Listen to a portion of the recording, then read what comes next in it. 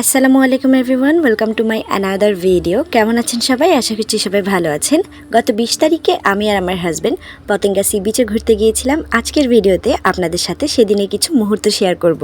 আমাদের ঘুরতে যাওয়ার প্ল্যানটা আসলে হুট করে হয়। আমি তখন আমার বাবার বাড়িতে ছিলাম। ও বলল যে আমাদের দীর্ঘদিন কোথাও ঘুরতে যাওয়া হয় না, চলো আমরা একটু ঘুরে আসি। তাই ডিসাইড করলাম যে আমরা কর্ণফুলী টানেল হয়ে পতেঙ্গা সি বিচে যাব। ও বলছিল সব কিছু মাথা থেকে ঝেড়ে ফেলো, আজকে ঠিক সেভাবেই বেরোবে যেভাবে তুমি বিয়ের আগে আমার সাথে তোমার বাবার বাড়ি থেকে লুকিয়ে লুকিয়ে দেখা করতে আসতে। তাই তো ওর কথা মতো আমিও বেরিয়ে পড়েছিলাম রেডি হয়ে, শাড়ি টাড়ি পরে, যাতে ওকে একটু নস্টালজিয়া ফিল করাতে পারি। আমারও রেডি হওয়ার সময় অদ্ভুত একটা ফিলিংস হচ্ছিল, মনে হচ্ছিল আমি যেন আমার বয়ফ্রেন্ডের সাথে সেই বিয়ের আগে যেভাবে দেখা করতে যেতাম সেভাবেই দেখা করতে যাচ্ছি। পার্থক্য একটাই, তখন হাজারটা বাহানা করে বেরোতে হতো, আর এখন আমাকে কেউ আটকাচ্ছে না। সবাই জানে আমি কোথায় যাচ্ছি, কার সাথে যাচ্ছি।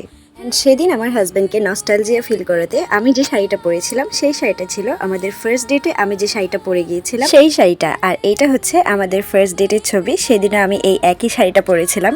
যাই হোক, হাজব্যান্ডকে নস্টালজিয়া ফিল করাতে পেরে আমার বেশ ভালোই লেগেছে। ও বেশ ভালোই চমকে গেছিল আমাকে এই শাড়িতে দেখে। অ্যান্ড লাকিলি সেদিন ও পাঞ্জাবি পরে এসেছিল এবং আমাদের পুরনো দিনের স্মৃতিগুলো রোমন্থন হচ্ছিল।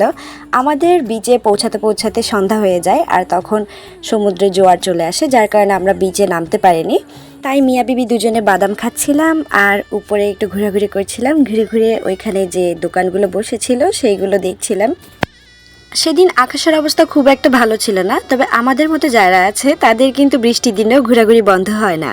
সি বিচে গিয়ে আরেকটা বিষয় দেখে খুব বেশি মন খারাপ হয়ে গেছিলো, সেটা হলো যে এই যে ঘোড়াগুলো, যে ঘোড়ার গাড়ি বা ঘোড়াগুলো আপনারা দেখতে পান সি বিচে, বিশেষ করে সি বিচেই দেখা যায় ঘোড়ার গাড়িতে করে যে রাইডগুলো দেওয়া হয় বা সরাসরি ঘোড়ার পিঠে যে চড়ানো হয়, সেই ঘোড়াগুলোকে আপনারা একটু খেয়াল করলে দেখবেন ঘোড়াগুলোর খুবই খারাপ অবস্থা, খুবই জরাজীর্ণ অবস্থা। এদের তো চামড়া ভেদ করে হাড় বেরিয়ে আসার মতো সিচুয়েশন। এদেরকে হয়তো ঠিকমতো খাবারও দেয় না, কিন্তু সারা দিন এদের উপরে টর্চার চলতেই থাকে।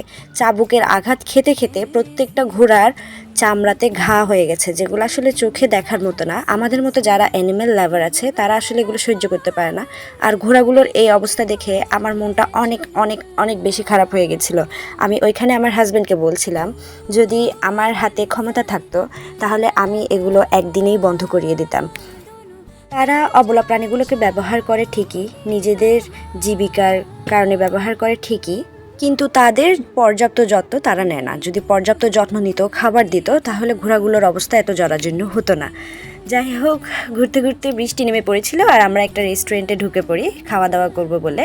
সেখানে একটা ফুলওয়ালা মেয়ে আসে আর আমার হাজব্যান্ড আমার জন্যই সুন্দর ফ্লাওয়ারটা কিনে দেয় আর কিনে আমার হাতে সে পরিয়ে দেয়। আর এই গাজরটা আমার হাতে কেমন লাগছে অবশ্যই কমেন্ট করে জানাতে ভুলবেন না। এরপর বৃষ্টি থেমে গেলে আমরা দুজনে বাইরে বেরিয়ে আসি। রেস্টুরেন্টের বাইরে যে চেয়ারগুলো দেওয়া আছে খোলা আকাশের নিচে বসে আমরা আমাদের ফুডটা এনজয় করছিলাম। আমরা সেদিন নিয়েছিলাম চিকেন চাপ অ্যান্ড পরোটা।